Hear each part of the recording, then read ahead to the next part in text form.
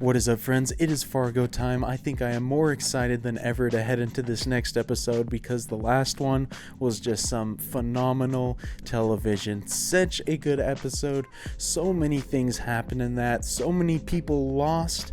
By the end of that episode, it was just a wild ride. So well written and acted though, and I cannot wait to see where the story goes from here on out. Obviously, the main people we lost last time were Molly, the most shocking one by far. I think we lost Wrench, we lost Stavros's son and the person that had been kind of keeping track of him, and then we also lost, I believe his character's name was Don, Glenn Howerton's character. And so there were so many bodies piling up, and the implications, the ramifications of it all could be pretty far-reaching, especially for Gus, considering that he accidentally killed Molly, and he will probably get tossed out, I would imagine. Even though it was a complete blizzard and it wasn't purposeful, I feel like justice is still going to come down on him, unfortunately.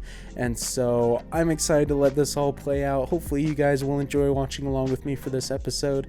And so without further ado, let's go ahead and hop into episode 7. Meteorologists are saying the incident was probably caused by a tornado, which sucked up water and fish from the lake and dropped them miles away. So there's the answer to that question. Very interesting phenomenon for sure. I forgot to mention that's also something you guys pointed out, is that there's occasionally some almost supernatural stuff that occurs in Fargo that may pop up occasionally.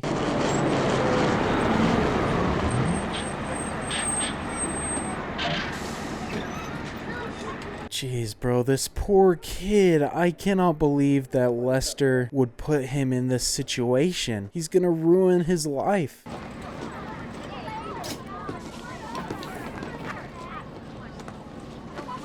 Love those shots, man. Just focusing on the bag. I'm so dang nervous right now. How long is it going to take before he realizes what's in there? So they're on the tracks, right? And the train's coming, and he says, "Oh wait, huh?" And he...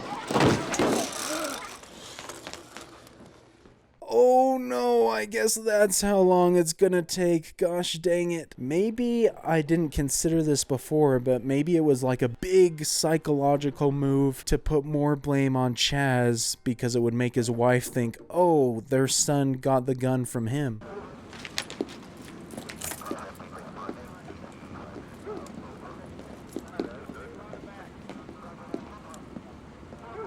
Whoa, dude. I love how they just came in there silently and just seeing the fear in her eyes, the confusion. Gordo's been arrested and the cops are here. What do you mean the cops are there? In the house, they say that Gordo brought a gun to school and they're tearing up the house. Oh, Chaz's life is gonna come crumbling down right here. I wonder if he would ever actually suspect foul play from Lester. No, I got permits for those. Now, Bill Oswald, hold on.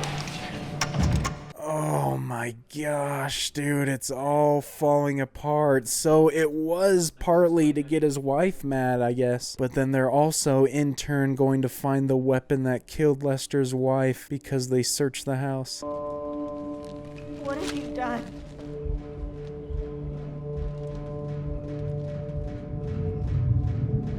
My gosh, dude, this is an incredible scene. I love how the soundtrack and the sound effects have just taken over and everything else is just muffled.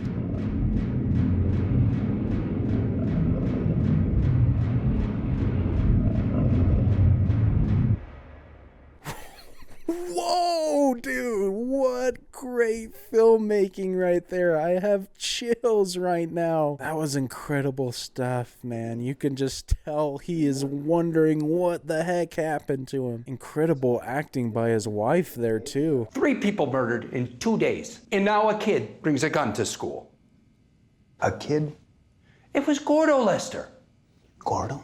Lester, don't you dare act like you don't know what's going on. This snake. That's pretty wild as well that it's only been 2 days. I did not realize it'd been that short of time. After all these years, I like to think that you could have come to me.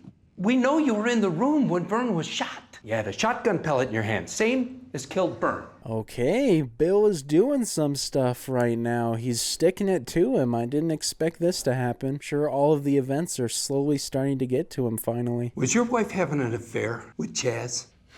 Mm-hmm. We found a photo. Suggestive. I don't want to talk about. His plan is working incredibly. This is going perfect for him. Eventually, something's got to go bad, right? He can't just get out of this completely consequence-free. To sleep with your own brother? And what then? She tells him it's over and we all know your brother had a temper. He broke a guy's nose once just for cracking wise at the state fair. Yeah, I remember. Wow.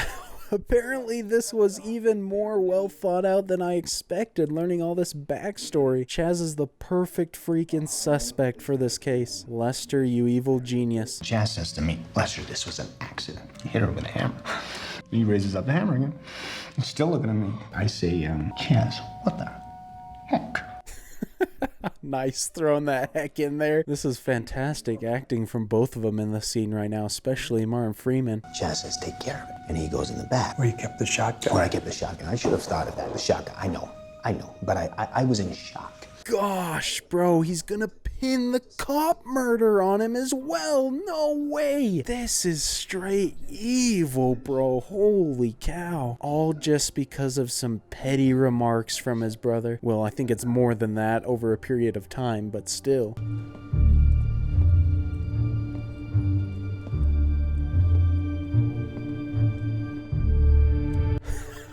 All of that is before the intro. Holy, we are in for a treat right here.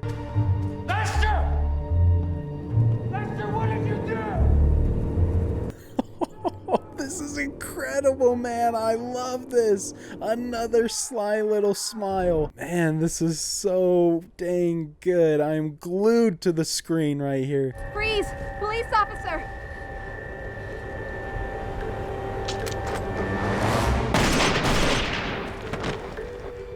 Wait a second, someone else died as well? Don't tell me that was Wrench. I love that we actually get to see from her perspective what happened though.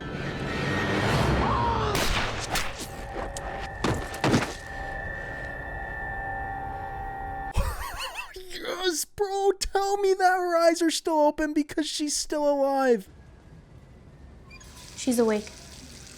Yes! Oh, dude! Maximum hype! Oh my gosh, this show, dude! They really had me going there. Impeccable storytelling, dude. 10 out of 10. What a reveal! Look, now, I gotta tell you something. What happened to the fella I shot? They got him upstairs in intensive. And that guy, whoever she shot, is still alive too. My money is on Wrench, but it could just be anybody at this point. Dude, this is wild, man. I can't believe what I'm watching. I'm so glad for Molly, but also for Gus's sake. You were out there alone, needing backup, and I... What'd I lose? A spleen. I'll get you a new one, I swear. Yeah, you better. I love this dialogue. Oh man, I am just so dang happy she's still alive. Once Molly heals, man, there's gonna be hell to pay for a lot of people. Ben Schmidt says you put down a guy with an assault rifle. No, he was pointed at me. Dang, so it was Wrench that she got if he was holding an assault rifle. So if he's still alive, even if he's just in intensive care, I wonder what his role is going to be.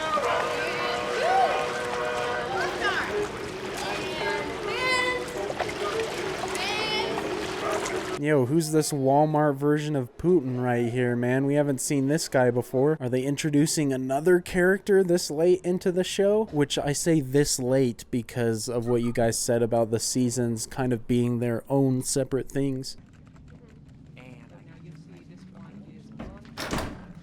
So I noticed you got a pin on your map in every state but Georgia. The hell do you got against Georgia? Oh, it's this guy. I forgot about him. So we have seen him before. He was the one who called Malvo in the other scene. That's got to be the scariest sight you can walk in, though, is Malvo sitting casually. They said Fargo sent them. So I have two questions. First, did you tell these boys where to find me? Second, Who do I see about this in Fargo? Oh, shoot, man. He's the one who orchestrated that. I mean, he's probably gonna deny it as much as he can, but I believe what Malvo's thinking. This one calls an ambulance. That one calls a hearse. I'm gonna ask you again, and depending on the answer, I pick up this or that. What a freaking boss way to deliver that line. Dude is so threatening without ever raising his voice.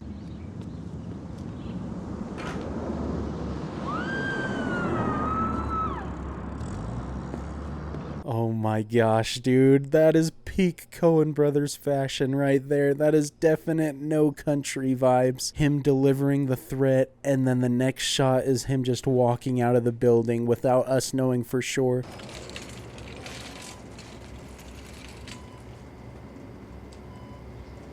It is wrench. Okay. I don't know if Molly can read sign language, though, or understand it. Dead. Dang, that's gonna devastate him big time. They were pretty close. They had their disagreements occasionally, but they were a strong partnership for sure. You know I'm the one shot you, yeah? Do you remember me from before? The insurance office? You were talking to Lester Nygaard. Just hit me lying in bed thinking about what happened. Good point. I totally forgot about that interaction. I wonder if Molly's gonna get suspicious knowing that Lester got let go and Chaz is taking the fall. And you got a dad somewhere, I bet, just like me. And I mean, what's the point, you know? Because here you are, and your friend is dead, and you're gonna spend the rest of your life in jail. And for what? Dang, can't discredit the actor for Wrench either. He's doing a great job without even being able to speak. I can't imagine how hard Number's death is probably hitting him right now. What's on the agenda for today? I was just about to call the widow Hess. Her claim's been denied. You don't say. Yeah. Seems Sam stopped paying the premium. Shame, really. Oh no, is he gonna go back there and have another awkward encounter with her? Lester got bullied by Hess and then met Malvo at the hospital. And hired Malvo to kill Hess. And then these two boys come in from out of town asking questions.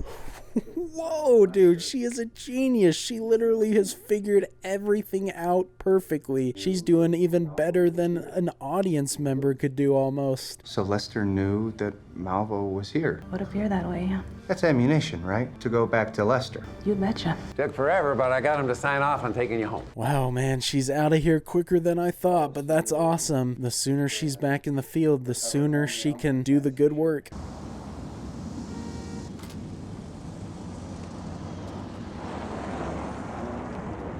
Okay, yep, these guys are the Fargo people, the ones who were having the giant feast before. Whoever's at the head, though, looks pretty intimidating. And lunch is over. I don't know how they eat that crap every day. Yo, what the heck? We got freaking Key and Peele in here? They're throwing all sorts of unexpected actors and actresses at us during this series. Are they like some detectives or what? Then he starts cursing at one, calling it all kinds of names. Making this up. I swear to God. What a freaking dynamic camera move, too. Yells at one glass. Whoa, he is going in there guns blazing. I guess he got the answer he wanted and he's not taking any prisoners. Don't tell me Key and Peele were just a random cameo. I mean, that would be pretty cool nonetheless. Drop it! Bro, this is just masterful filmmaking. My gosh, this has been such a long take. I love it. We already know how destructive Malvo is, so they don't need to show us everything that's happening in there. Our imagination can do the work. What's the code? For the elevator. 933. Oh, dude, this is amazing. Holy crap, this episode is straight cinema quality. I didn't think last episode was going to be topped so immediately. Yeah, come on, get him in quick! Get back! Get it! Oh, I love it, dude. Freaking bravo, man. What filmmaking. Incredible shot, man. That lasted so long. Malvo's a freaking one-man wrecking crew. It's about time. I've been calling. Sorry about the delay. You know the red tape on these things. Mm-hmm. Jeez, I can't imagine what's gonna happen here. I give them like 3 minutes before they start getting freaky with each other. When do I get the money? It's like I said, there's a few more hoops. But I'm gonna get it, right? That is where a skilled middleman such as myself comes in. You see, it's all about knowing who to call. Oh, jeez, dude. He's freaking using his position to get what he wants. Just embracing the bad boy lifestyle.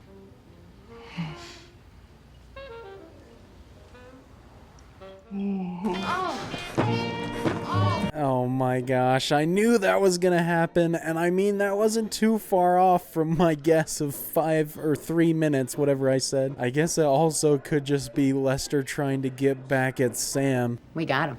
Who killed the chief? You arrested Lester? No. Didn't you hear? It was his brother, Chaz, the whole time. Nope. I don't know if Molly is gonna buy into that story. It does not fit what she was figuring out. I gotta talk to Bill. Where's Bill? Yeah, with the rest. Over at Bernard's. I'm supposed to go over after my shift. Okay, I got it. Oh, we're gonna have another Molly and Bill showdown already. We've seen before, though, that she doesn't exactly have a lot of pull or influence with him. You okay, hon?